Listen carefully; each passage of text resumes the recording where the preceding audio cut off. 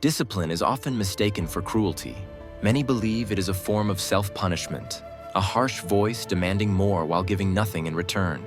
But in the old traditions of Japan, discipline was never an act of violence against the self. It was considered mercy, offered before life was forced to teach the lesson through pain.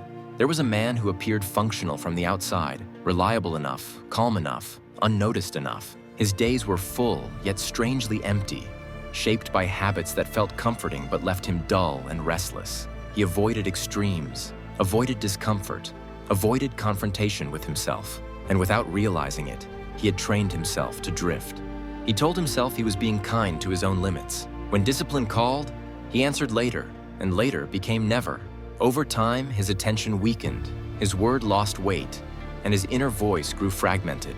What he called peace was merely avoidance dressed in softer language. In Bushido, discipline was an act of compassion toward the future self.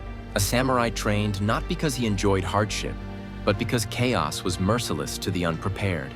Musashi wrote that one must polish the spirit relentlessly, the same way a blade is sharpened before battle. The work was quiet, repetitive, and unforgiving, yet it prevented far greater suffering later. The man slowly encountered this truth, not through inspiration, but through exhaustion. Life began correcting him in harsher ways than any routine ever could. Missed opportunities, weakened resolve, and a constant sense of being behind followed him. What he avoided in discipline returned as consequence. Zen teaches that freedom is not found in excess, but in limitation. When the mind is flooded with choice, it scatters and loses depth. The samurai imposed structure to narrow attention, forcing presence into each action. Discipline was the container that made awareness possible. The man began with one non-negotiable act, small enough to avoid drama, firm enough to resist excuse. He woke at the same time each day, not to optimize his life, but to keep his word to himself. There was no celebration, no transformation at first, only resistance and silence. Yet within that silence, something returned. Ancient warriors did not add endlessly to their training. They removed what weakened them. Excess movement, excess thought, excess desire were cut away. Kaizen was not improvement through accumulation, but refinement through subtraction. Discipline, in this sense, was a clearing of the path. The man stopped negotiating with distractions that promised relief, but delivered dullness. He reduced noise, reduced indulgence, reduced the number of times he betrayed his own intention.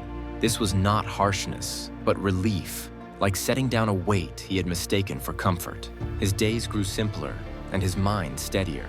In Shuhari, the first stage is obedience, not creativity. One submits to form to be shaped by it. The samurai did not ask if discipline felt authentic. Authenticity emerged after repetition carved identity. Action preceded belief. The man noticed that discipline changed how he stood, how he spoke, how he chose. He no longer relied on mood or motivation, which had proven unreliable. His confidence did not come from achievement, but from alignment between intention and behavior. He was becoming someone he could trust. True discipline does not shout, threaten, or rush. It moves quietly, restoring order one decision at a time.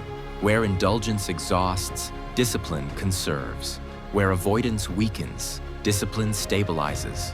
The man understood now that mercy is not softness, but foresight. Discipline spared him from future regret, future weakness, future chaos. It asked for effort now so that life would not demand suffering later. In this way, discipline was not harsh at all. In the end, the samurai did not seek comfort, but clarity. Discipline was the path that protected clarity from decay. When practiced with humility, it became an act of respect toward life itself. And for those willing to endure its quiet demands, discipline revealed its true nature, not as punishment, but as mercy made visible through action.